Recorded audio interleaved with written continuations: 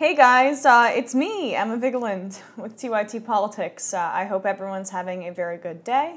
I wanted to talk about the interview that the New York Times conducted yesterday with President Donald Trump. Obviously, the New York Times endorsed Hillary Clinton during the general election, so not necessarily seen as a favorable paper to Donald Trump, although most papers were not favorable to Donald Trump because he kind of has this weird aversion to things called facts. But three New York Times reporters interviewed him yesterday, Peter Baker, Michael Schmidt, and Maggie Haberman. So they interviewed him yesterday, and the excerpts from that interview were released in the New York Times. Maggie Haberman, as you might recall, was implicated in WikiLeaks as being a quite friendly journalist to the Clinton campaign. The Clinton officials in those emails called her a friendly journalist who, quote, teed up stories for them in the past and, quote, never disappointed them. To be fair, later in those emails you find out that she actually did disappoint them, and that in some of those articles she was more critical than they would have liked, and they were very angry about that because, you know, the Clinton campaign apparently owns the press. But it was damning and shows that, you know, she was either a Clinton supporter or extremely deferential to the establishment, and I think that it might be both, but mostly the latter, given the contents of this horrific interview that they did. I'm not going to be the person that bashes the New York Times all the time. You know, it's tough. They are establishment. They are an establishment paper. I get it. And I think that they don't do a good job of holding politicians accountable. But some of the journalism is great that they do, you know? So we can't throw the baby out with the bathwater. I have differing perspectives on different parts of their paper, but when it comes to this interview, they deserve all the criticism in the world, and I'm about to give as much criticism as I can possibly give. So President Trump, obviously off the heels of his failed effort to take away health care from over 20 million people, cut Medicaid, one of the most popular programs, by the way, that funds 2/3 of the nursing homes in this country. So just like sticking it to old people, like just die sooner. That's what I want. And I want you to die not comfortably, uncomfortably. So cut Medicaid by, sorry, that was Medicare, not Medicaid, excuse me. But cut Medicaid by almost $800 billion. So he was just trying to do that, by the way. The New York Times didn't decide to ask him about that, really. They asked him about the horse race questions involved in the healthcare fight, but nothing really about the facts. So here are a list of some of the questions that they asked. How was your lunch with the Republican senators? It was great. I don't know, like, oh God, it's just so horse racy. Who cares about like the celebrity aspects of the lunch with the Republican senators and Trump? 2, will you go to Britain? Baker asked. Are you going to make a state visit to Britain? Are you going to be able to do that? Britain is our ally. It would be an interesting question if it was like, are you going to go to Iran, Trump? That's an okay question. That would be interesting. Nope. Haberman asked, in Paris, I don't think I've seen you look like you were enjoying yourself that much since the convention, really. Sucking up so hard. Were you having a great time? Were you having fun? God, did you have a lollipop? Did you go to the fair? Oh, buddy, I hope you had a great time. I hope you had a great birthday party. But then Haberman followed up. Good. She has to follow up to that question. Macron was very deferential to you. Very.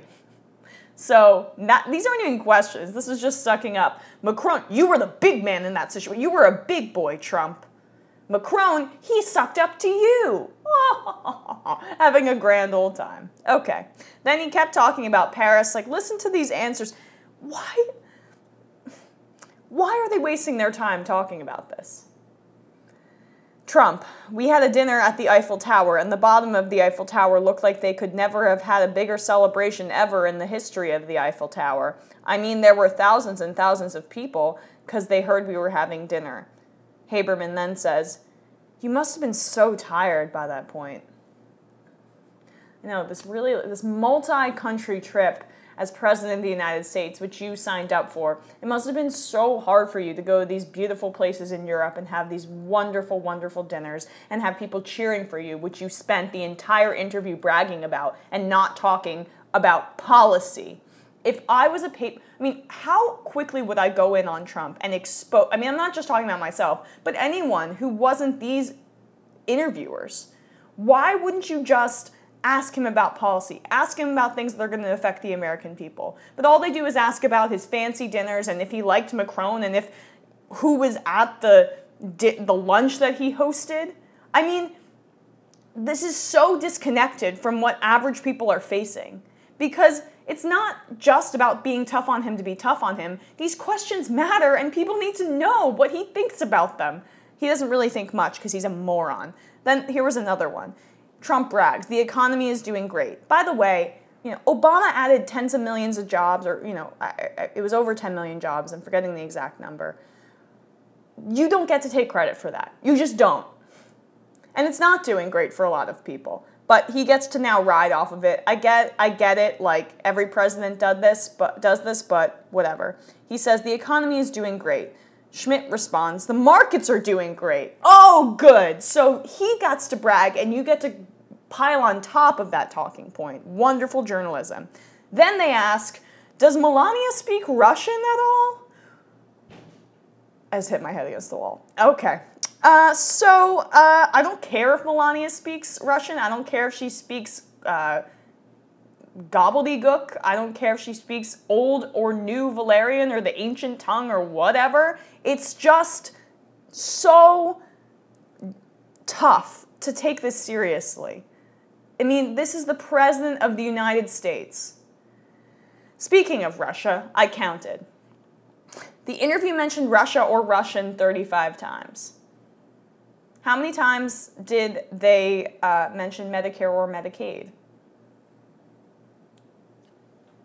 0. None. No times. No policy questions. And let me add, the people that think this Russia thing's a nothing burger, God, that is the worst phrase. Just stop saying it.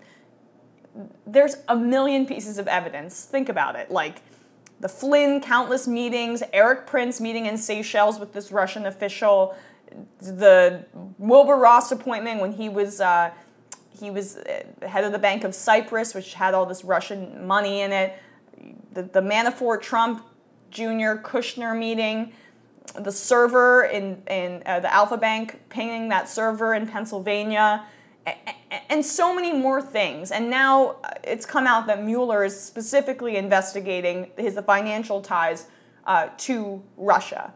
So I'm not in this camp of thinking it's nothing. I think it's very significant, and I think he probably did a financial deal with the Russians. We will see.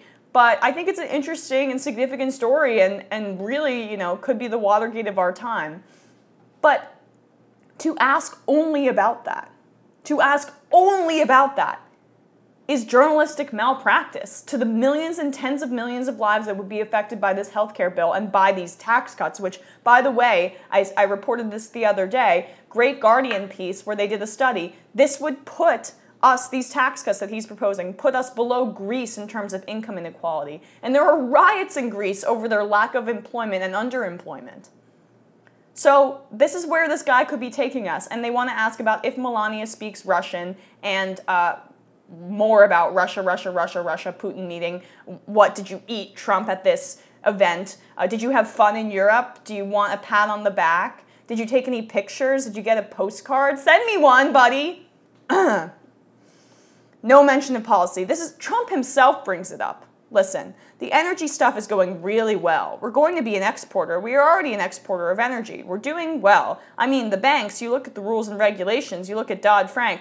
Dodd-Frank is going to be, modified. And again, I want rules and regulations. But you don't want to choke, right? People can't get loans to buy a pizza parlor, to buy a, I saw on the trail people say, Mr. Trump, we've dealt with banks, my own bank, and they can't loan me anymore. I've never had a bad day with a bank, No, I don't know, actually. I'm sorry, I had to pause for a second because I wanted to make sure I read that gobbledygook correctly. No follow-up. What, you're going to modify Dodd-Frank?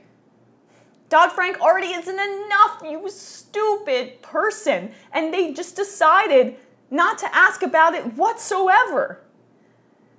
But to follow up about Russia and to talk about his meeting with Vladimir Putin, which, like, I guarantee you, they didn't talk about anything consequential. Even Trump isn't that dumb. That doesn't affect if he actually did the deal beforehand and the rest of the people in his camp did. But God, talk about something substantive. This is the New York Times. This isn't The View. The View actually would be harder on him. Guaranteed, Joy Behar would go off. But Maggie Haberman, esteemed journalist of the New York Times, wants to talk about how tired he was after his trip abroad. Give me a break. It's so frustrating. This is print media. You're supposed to be above this. You had a meeting and you spoke with Trump, the most unpopular president in modern times, and this is what you ask? God damn it. Sorry. Okay. So they also, when they did ask about healthcare, it was centered around this lunch that he threw. Who was the key guy? How was Mitch McConnell to work with? I don't care. I don't care how the turtle is to work with. I just don't. I care about the policy. But they don't, I mean, or they do. I don't want to be too unfair because New York Times does have articles, obviously, about policy, They do have good substantive articles. But this interview was really just a blowjob. That's what it was. And, I gave some really horrible imagery there.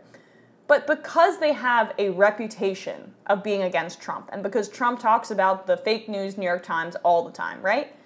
They want to come out swinging, and they want to talk about nothing. They want to make him feel comfortable. And they want people not to call them the fake news, liberal media. That's what they want.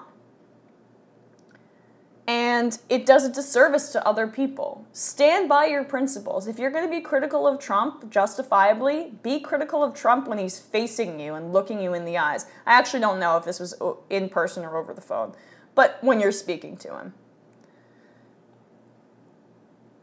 I don't know, guys. It just really irritated me, so. All right. Read the interview and see what you think. It is bad in my book. All right. Have a good day, guys.